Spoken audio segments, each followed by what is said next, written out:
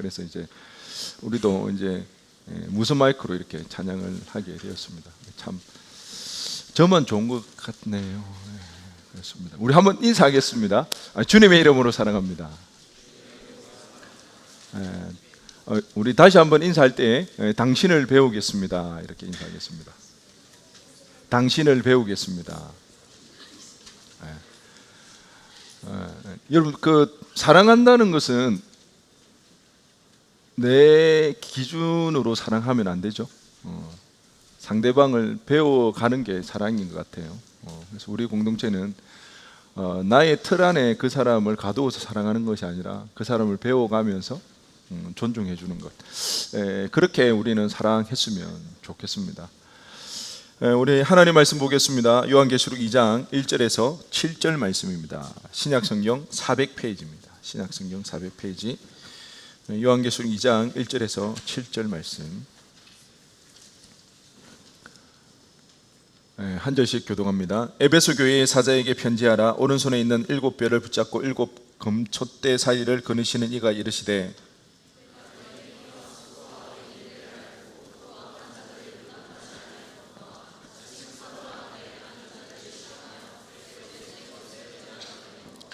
또 내가 참고 내 이름을 위하여 견디고 게으르지 아니한 것을 아노라. 그러므로 어디서 떨어졌는지를 생각하고 회개하여 첨 행위를 가지라. 만일 그리하지 아니하고 회개하지 아니하면 내가 내게 가서 내 촛대를 그 자리에서 옮기리라.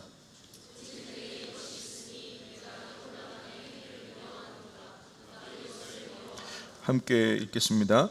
귀 있는 자는 성령이 교회들에게 하시는 말씀을 들을지어다. 이기는 그에게는 내가 하나님의 낙원에 있는 생명나무의 열매를 주어 먹게 하리라. 아멘. 믿음의 결국은 사랑. 우리의 믿음의 결국은 사랑이라는 거죠. 믿음이 좋다는 것은 내가 하나님 확실히 믿는다는 것이 아니라 우리 가운데 사랑이 온전히 회복되어지는 것. 그러기에 하나님은 사랑이시라 그렇게 말씀을 하시죠.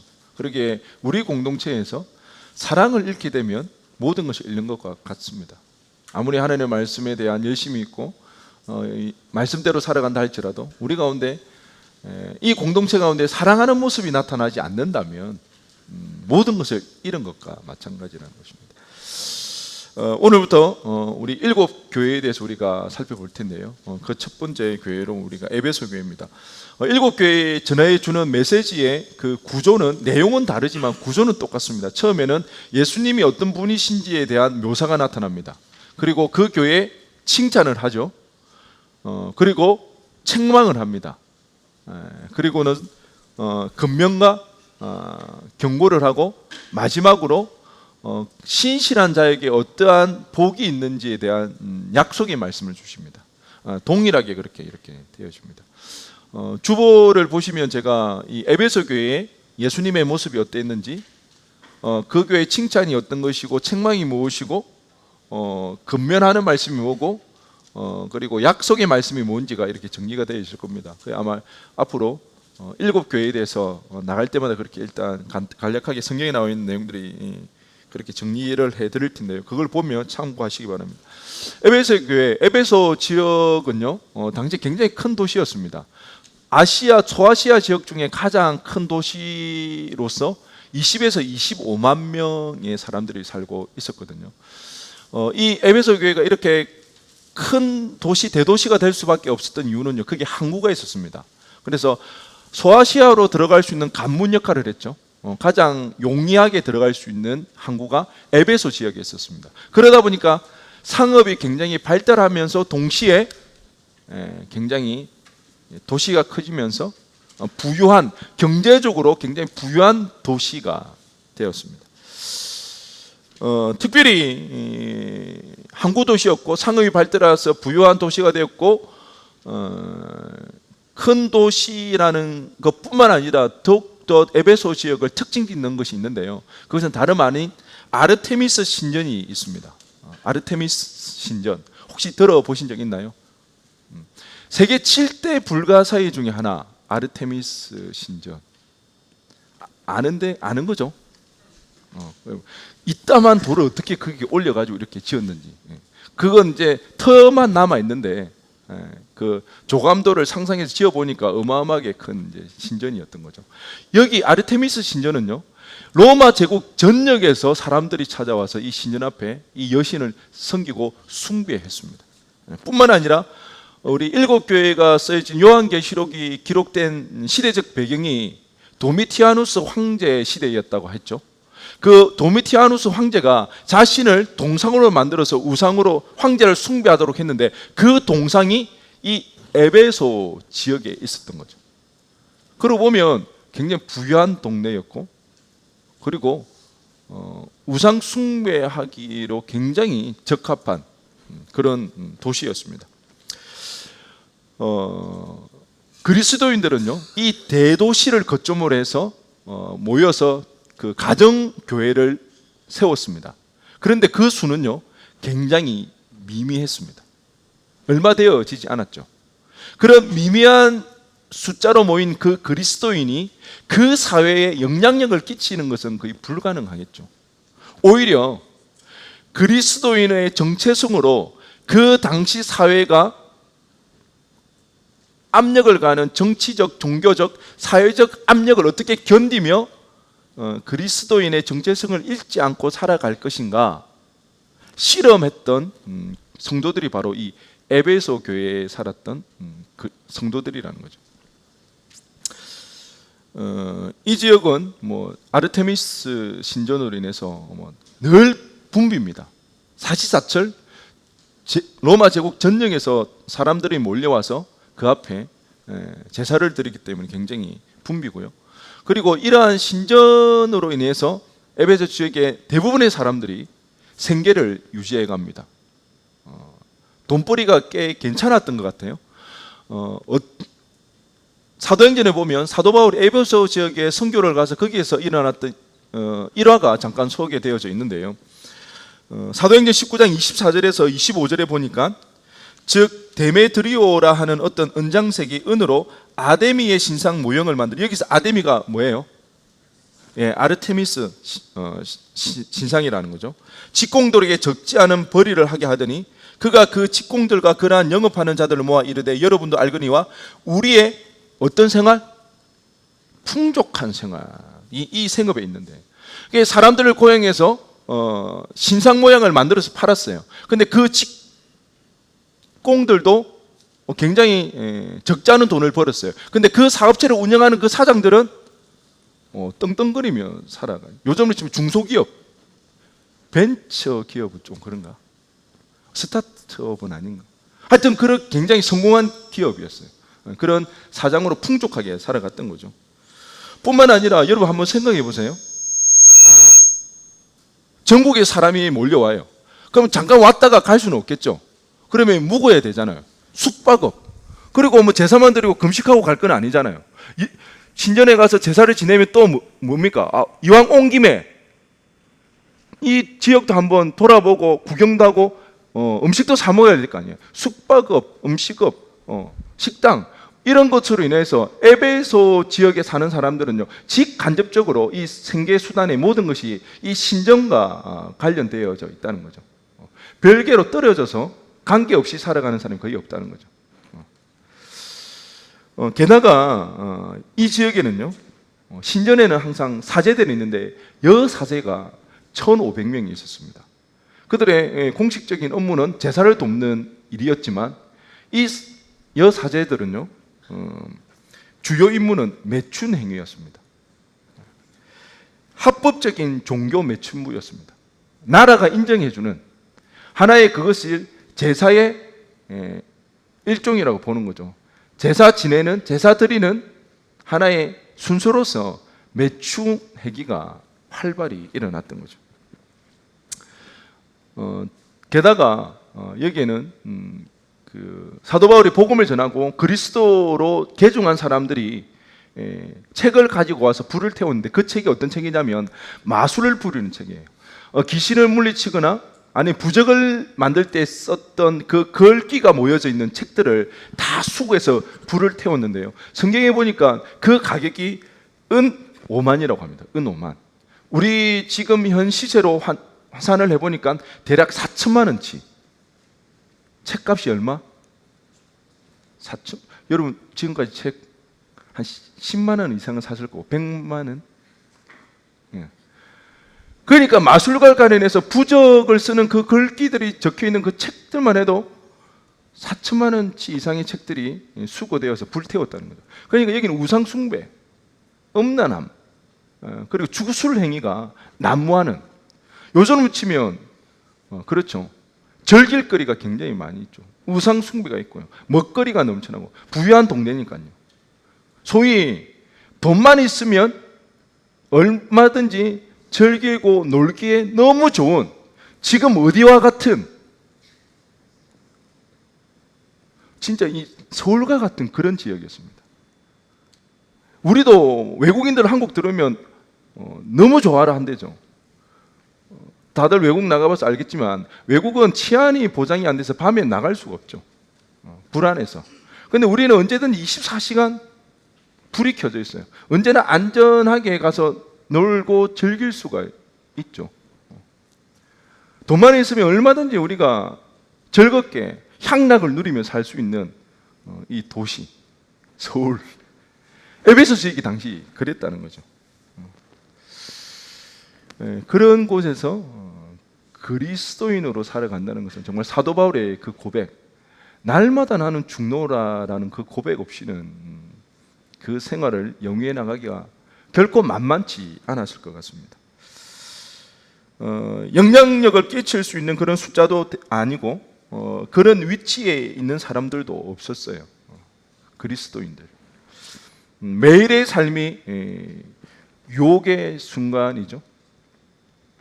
우리는 참 가난한 것을 싫어해요. 사실 저나 여러분은 우리 가난은 사실 잘 모르잖아요. 여러분 가난하세요? 우리는 가난을 모르는 세대예요. 그렇잖아요. 여러분 정말 때거리가 없어서 배 골아봤어요? 다이어트 한다고 배는 골아봤어도 정말 먹을 게 없어서 배를 골아본 그런 세대는 아니에요. 그런데도 우리는 어떻게 해요? 늘 부족하다고. 우리는 조금만 불편해도 힘들어 하잖아요. 그런데 이 당시 에베소 지역의 사람들은 정말 불편했어요. 어려웠어요. 매일 고민했어요. 신정과 관련되어지지 않는 직업으로서 생계를 유지하려고 하다 보니까 돈벌이가 되어지지가 않아요. 한 번만 눈을 감으면요, 편안한 생활은 아니더라도 배를 골지 않을 수는 있는데요, 한 번만 딱 눈을 감으면 심신으로 지쳐있는 그 육신과 그 마음을 쾌락으로 한번 즐길 수가 있는 그런 상황들이 언제나 에베소 교인들에게 놓여져 있었다는 거예요. 그런데 에베소 교인들은 그러지를 않았다는 거죠. 예수님께서 그런 에베소 교인들의 행위에 대해서 칭찬하고 있습니다. 오늘 본문 2장 2절과 3절 말씀을 우리 한번 다 함께 읽어보겠습니다. 시작.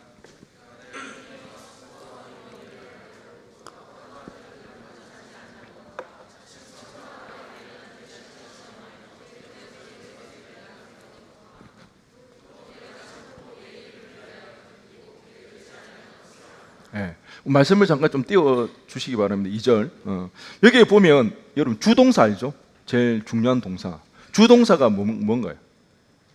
안다예요. 이 안다에 대한 목적으로 행위와 수고와 인내를 안다는 거죠. 그리고 3절에도 주동사는 뭐죠? 아노라입니다. 안다. 뭘 안다는 것입니까? 내 이름을 위하여 견뎠던 그것을 내가 안다는 것입니다. 그래서 2장 2절과 3절의 주 메시지는 뭡니까? 안다는 거예요. 누가 아는 거예요? 예수님이 안다는 거죠. 뭘? 이 행위와 수고와 인내를 안다고 그렇게 이야기를 하신다는 거죠. 그러면 이 행위는 어떤 것입니까? 2절에 나와 있는 이 행위를 안다는 것은 3절의 행위, 3절에 나와 있는 내 이름을 위하여 견디는 것을 의미합니다. 내 이름을 위하여, 예수님의 이름을 위하여 견디는 것을 내가 안다. 내 수고를 안다. 그 수고가 3절에 게으르지 아니한 것. 근데 이 게으르지 아니한 것, 이 번역에 조금 오해의 소지가 있는데요, 이 게으르다라는 원래 헬러 말은 코피아오입니다. 코피아오. 이 코피아오는 원래 뜻은 수고하다라는 것입니다. 수고하다. 그러니까 이 게으르지 아니한 것을 직역을 하면 이렇습니다. 정확한 번역은 열심히 수고했음에도 불구하고 피곤하지 아니하다는 거죠. 피곤해하지 않는다는 거예요. 에베소 교인들은 피곤해서 힘들어할 수도 있지만 피곤해하지 않고 더더욱 열심을 냈다는 것입니다. 신실한 그리스도인으로 살아가기 위해서, 그러기 위해서 피곤한 삶이 있었던 거죠. 그런데 그것으로 불평하거나 불만하거나 지친 것이 아니라 피곤해하지 않았다. 그리고 인내는 3절에 참고라는 것입니다. 뭘 참았을까? 이 참고를 직역을 하면 인내를 가지고입니다. 인내를 가지고 가죠. 에베소 교인들은요, 그들의 행위와 수고와 인내가 있었습니다. 그들의 이러한 행위와 수고와 인내를 통하여서 그들은 악한 자들을 용납하지 않았어요. 이 악한 자들이라는 것은 자칭 사도라고 하는 그 사람들을 출입을 막았다는 거죠. 그들은 니골라당이라고 이렇게 말을 하고도 있는데요. 그들의 그 자칭 사도라고 하는 그 거짓 선지자들을 용납하지 아니하고 그 사람들을 철저하게 분리했다는 거죠.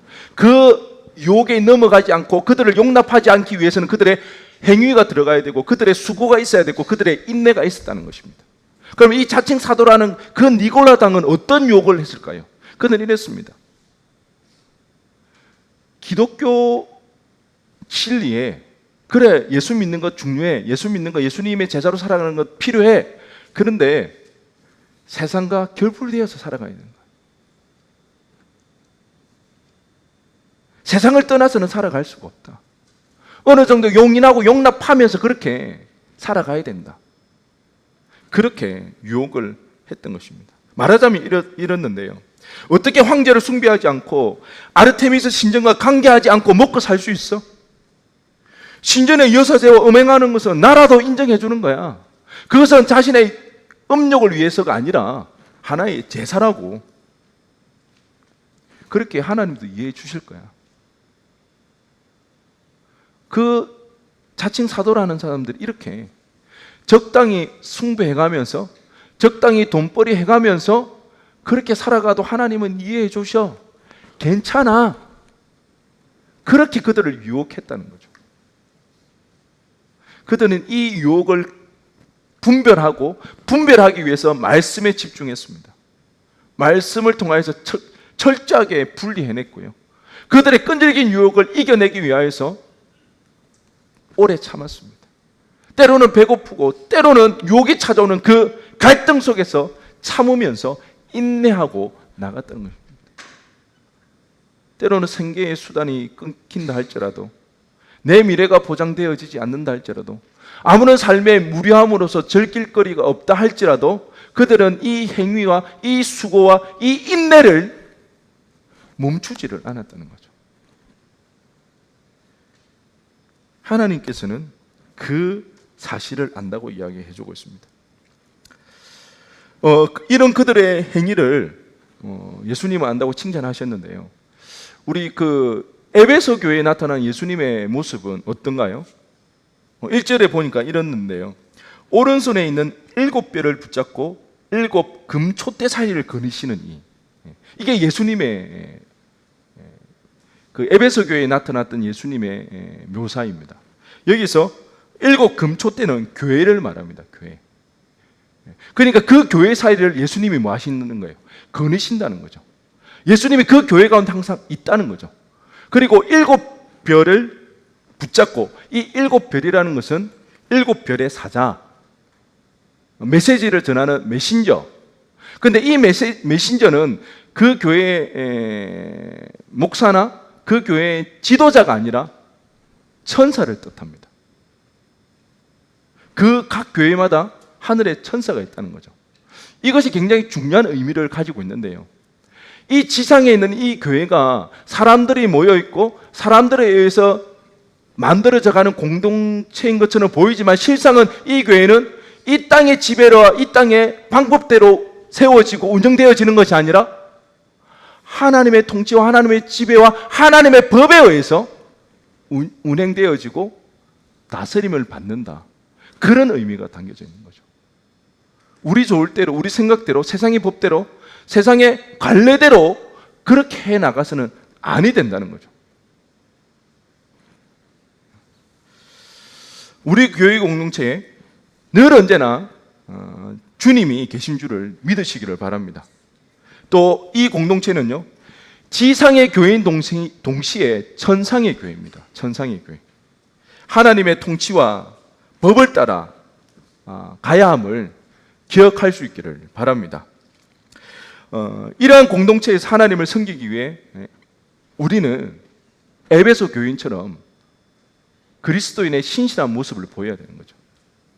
에베소 교인들이 그 그리스도의 신실한 모습을 보이기 위해서는 반드시 그들이 갖춰야 됐던 것이 행위가 있었죠. 수고가 있었습니다. 인내가 있었습니다.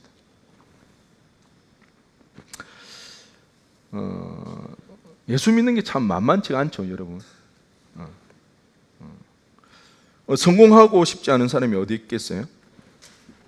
돈이 많으면 편하고 좋잖아요. 높은 자리에 오르면 정말 좋은 것 같아요. 어디를 가나 자신을 인정해주고 좋아라 해주고 대접받을 수 있으니까요. 이런 거 싫어하는 사람은 사실 없잖아요. 교회 문밖만 나가도 우리는 즐길 거리가 참 많이 있습니다. 주일 예배만 우리가 안 나와도 토요일날 우리 황금 같은 시간을 정말 인ner이 힘껏 즐길 수 있잖아요. 한 주간 받았던 모든 스트레스를 날려버리고 그렇게 힘있게 놀고 주일은 하루 푹 쉬었다가 다시 새로운 한 주를 시작할 수 있는 것. 예수의 제자가 되어 살아가기 위해서 사실 우리 포기해야 되는 거 참 많은 것 같아요. 이렇게 우리가 포기한다고 예수님의 제자가 되겠다고 다짐하고 결단하면 그렇게 살아가지만, 그렇다고 누가 인정해 주거나 그렇다고 우리의 미래가 뭐 보장되거나 뭐 취업이 더 잘 된다, 뭐 결혼이 보장이 된다. 교회 다니면 사실 결혼하기도 더 힘들잖아요. 예수 잘 믿는 형제, 예수 잘 믿는 자매 만나려고 하니까 더 힘들잖아요. 아닌가? 우리 공동체 다들 좋으니까.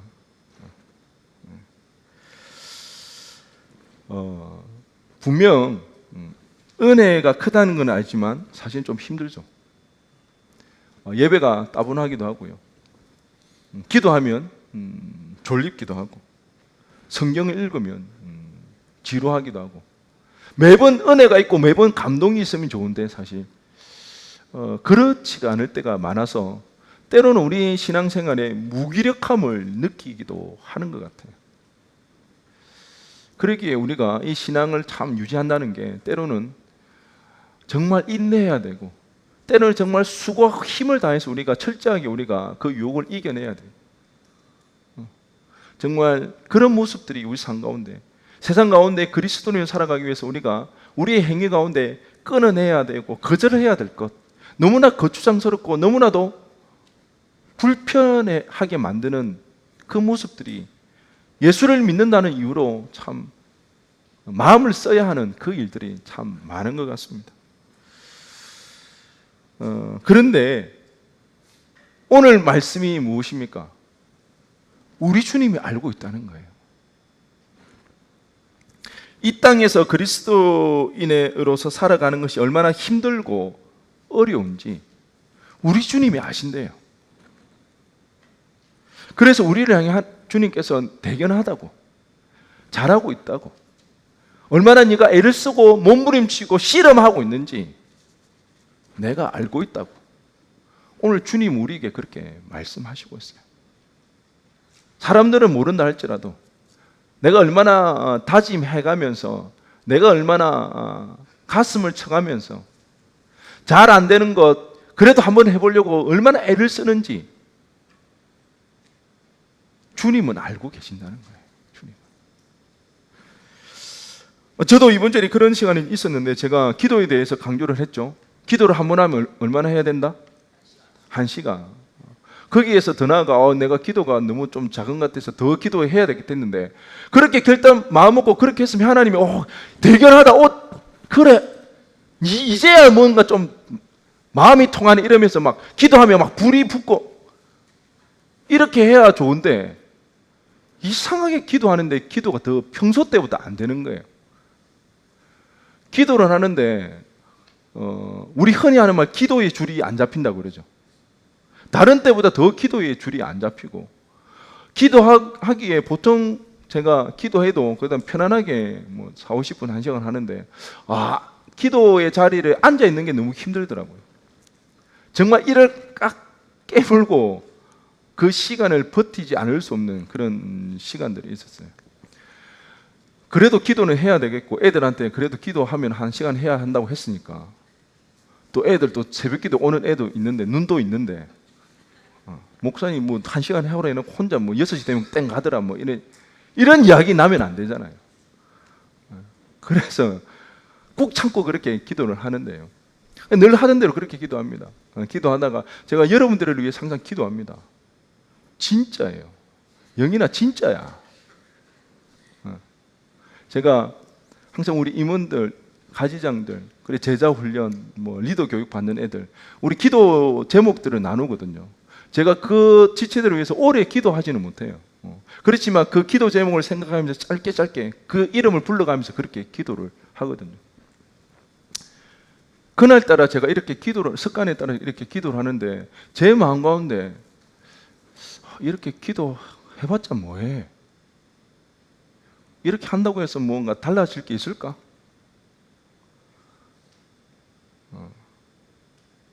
이거 그냥 나 혼자 그냥 이렇게 엎조리는 그런 기도가 아닐까?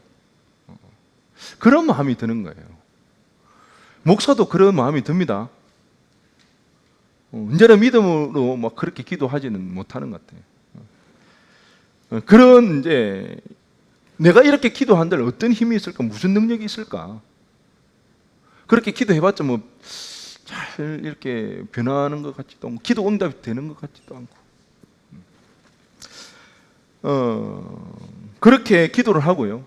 이제 집에 들어가서 이제 큐티 말씀을 이렇게 묵상을 하는데 제가 뒤통수 한 대 타고 맞는 그런 느낌이 들었습니다.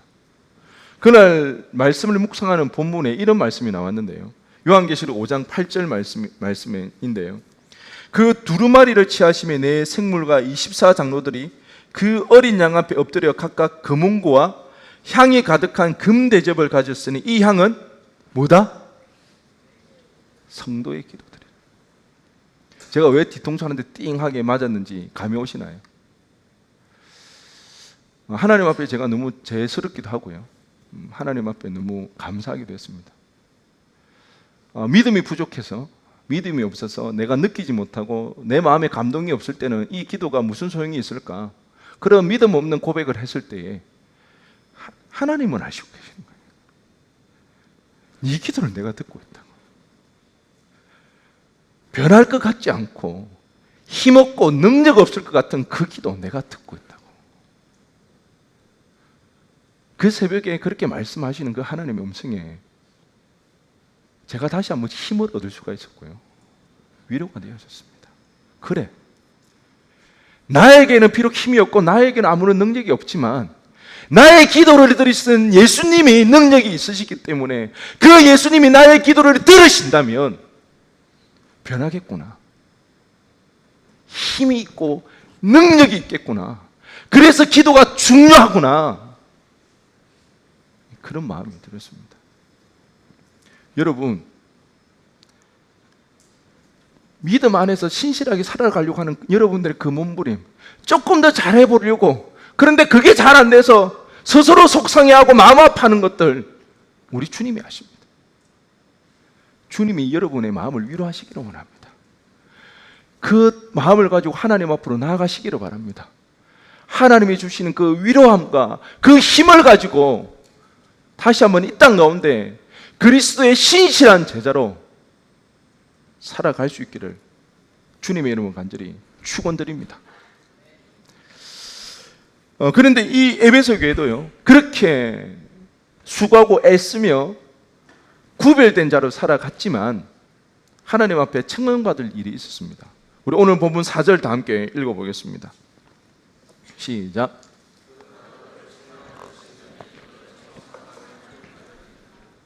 네. 처음 사랑을 버렸네요. 개역 한결의 첫사랑이라 그러죠. 우리 첫사랑 하면 요거는 첫사랑 미안하다. 첫사랑. 우리 이게 처음에 개역 한글에 첫사랑이라 해가지고 첫사랑 하면 우리 굉장히 가슴이 두근두근 그리고 막 가슴이 뛰는 그런 첫사랑으로 이렇게 쉽게 생각하기가 쉬웠는데요. 그런 사랑은 아니죠. 처음 예수님을 알게 되었을 때, 처음 예수님 믿게 됐을 때 막 가슴 두근두근하고 가슴 뛰었던 그런 첫사랑의 느낌, 감정, 그런 처음 사랑의 그런 것이 아니라 이 처음 사랑은요, 하나님의 사랑과 이웃 사랑입니다. 에베소 교회에 니골라당 자칭 사도라는 사람들이 그 이단들이 들어와서 그들을 계속 유혹했잖아요. 그러다 보니까 그들이 말씀에 더욱더 집중해서 말씀을 통해서 그들을 분별하기를 굉장히 애를 썼습니다. 그리고 그 이단들에 대해서 신랄하게 비판하고 철저하게 그들을 가로막고 그들이 나아갔죠. 그랬을 때 그들 가운데 그러다 보니까 그들 성도들 간에도 이 사랑이 사라져 버린 거예요. 늘 언제나 이단들을 대하던 그 모습들이 배어져 있어서 늘 말씀을 가지고 옳고 그름을 분별하고 판단하고 정죄하는 그 모습들이 에베소 교인들의 모습 가운데 있었다는 거죠. 주님은 그 모습을 보시고 그 처음 사랑을 놓친 그 부분에 대해서 짚고 책망해 나가신다는 거죠. 여러분, 그러면 우리는 서로 사랑하라는 말은 과연 어떤 의미일까요? 덮어놓고 다 용납하고 사랑해야 할까요? 좋은 게 좋은 거라고 그냥 좋게 넘어가는 게 사랑일까요? 여러분, 제가 질문 한 가지 하겠습니다. 저와 여러분 죄인입니까?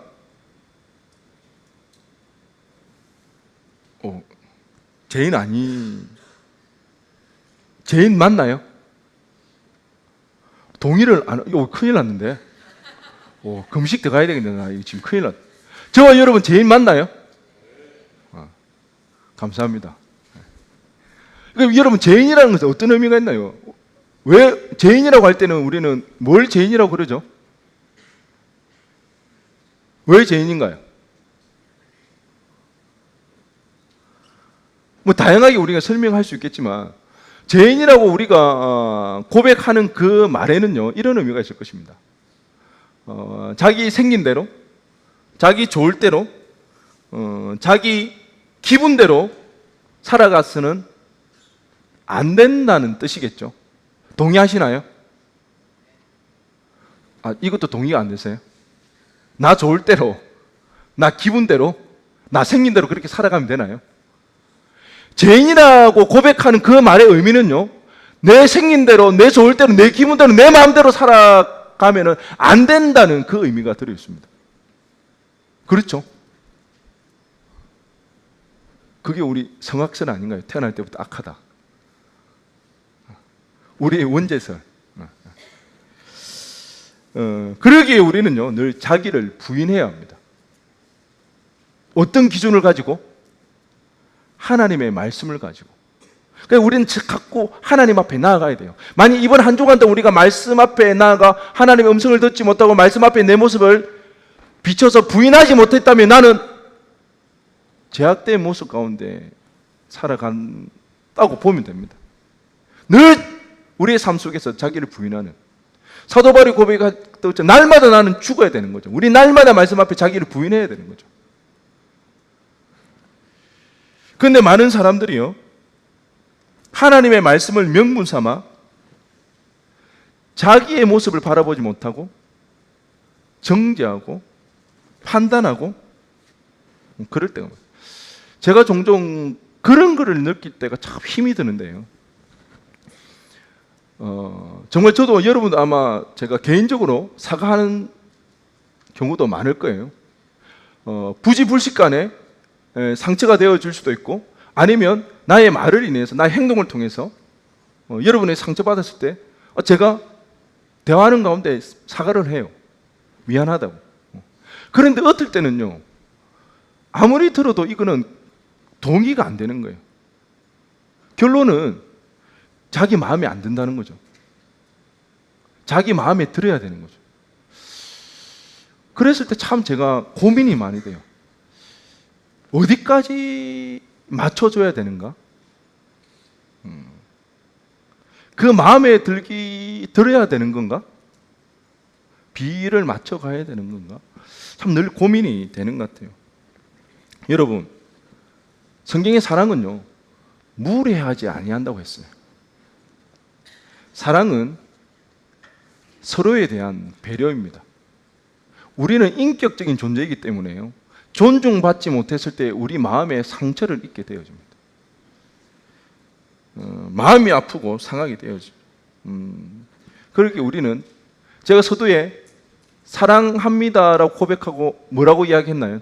인사할 때 당신을 배우겠습니다. 사랑은요, 배우는 겁니다. 상대방을 배워야 되는 거예요. 최소 여기는 20년을 살아왔던 사람이에요. 그 인생을 우리가 알아가고 배우는 겁니다. 단순히 아는 게 아니라 배워가야 되는 거예요. 상대방을. 사실 저도 마찬가지죠. 이 부분 때문에 늘 고민하는 것 같아요. 나의 고정관념 아니면 나의 자기 중심적인 이 생각으로 인해서 내가 판단하고 정죄하는 것은 아닐까? 얼마 전에 저희 아들이 하고 있었던 에피소드인데, 7살 우리 결이가 항상 얘가 주의도 산만하고 사고도 많이 치고 막 이렇게 하니까, 또 뭐 밥을 먹는데 뭐 옷을 떨어뜨리고 막 가길래 저도 모르게 결아! 이렇게 했어요. 그러니까 우리 아들이 뭐라 한 줄 아세요? 아빠, 결아, 옷 주워? 이렇게 말하면 되지. 왜 결아? 이렇게. 순간 굉장히 이제 열이 받았죠. 네가 하다가 내가 차마 그 말을 못하고, 지가 평소에 어떻게 한지는 모르면서, 내가 얼마나 참았는지 그거를 모르면서, 그래서 제가 한 방 맞은 거죠. 아, 그래 결아, 미안해. 참 그렇죠. 제가 제자훈련하고 리더 교육 할 때 이번 주에 항상 그 마지막 시간 되면 우리가 기도 제목을 나누는데, 제가 그런 기도 제목을 나눴습니다. 요즘 제 마음이 좀 교만해서 그랬는지 참 사랑하는 게 많이 약해진 것 같다고. 좀 더 용납해주고 좀 더 오래 참아야 되고 사랑해야 되는데, 요즘 나도 모르게 이게 자꾸 사랑하지 못하는 것 같다고. 그래서 제가 기도 제목을 좀 정말 사랑할 수 있도록 해달라고 그렇게 기도 제목을 냈는데요, 참 사랑하는 게 쉽지가 않죠. 참 어려운 것 같아요. 나 자신을 부인해야 되고, 나의 생각을 내려놓아야 되고, 참을 만큼 참았다 했는데 더 참아야 되니까 이게 참 쉬운 일은 아닌 것 같아요. 그런데요, 주님께서는 쉬운 길을 가라고 우리를 부르지 않았습니다. 쉬운 길은요,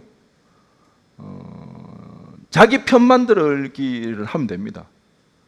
분노해서 화를 내서 적을 만들고요, 자기 편을 만들어서 똘똘 뭉치게 해버리면 됩니다. 그건 아주 쉬운 방법입니다. 그런데 주님은 그 쉬운 방법을 우리에게 허락하신 것이 아니라 어렵지만 사랑하라고, 이 공동체 가운데 이 사랑이 있어야 된다고, 그 길을 우리에게 보여주시고 그 일을 해라고 우리에게 알려주셨습니다. 힘들어도 해야 하는 것이 서로 사랑하는 일입니다. 마지막 때가 되면 나타나는 것 중에 하나로 마태복음 24장 12절에요, 불법이 성함으로 많은 사람의 사랑이 식어지리라. 사랑이 식어진대요. 또한 디모데후서 3장 1, 2절 말씀에, 너는 이것을 알라, 말세에 고통하는 때가 이르러 사람들이 자기를 사랑하며 돈을 사랑하며 자랑하며 교만하며 비방하며 부모를 거역하며 감사하지 아니하며 거룩하지 아니하며. 사랑이 식어진다고 합니다. 사랑이 사라진대요. 그리고 돈을 사랑하고 자기를 사랑하는 일에 집중한다고 하고 있습니다. 여러분, 말세의 때에 우리는 철저하게 구별되어져야 되는 표시 중에 하나가 사랑입니다. 우리 공동체 가운데 이 사랑이 나타나야 됩니다. 여러분, 사랑은 뭘까요? 쉽게 말해 우리의 시간을 내어주는 겁니다. 여러분, 이번 한 주간 동안 여러분의 시간을 어떻게 보내었나요? 오로지 일주일의 시간 가운데 나에게만 집중되어져 있었다면 그 시간을 다른 사람에게 내어줄 수가 있어야 돼요. 믿음이 연약한 자, 마음 아파하는 자들, 그들과 시간을 함께 보내어주는 것.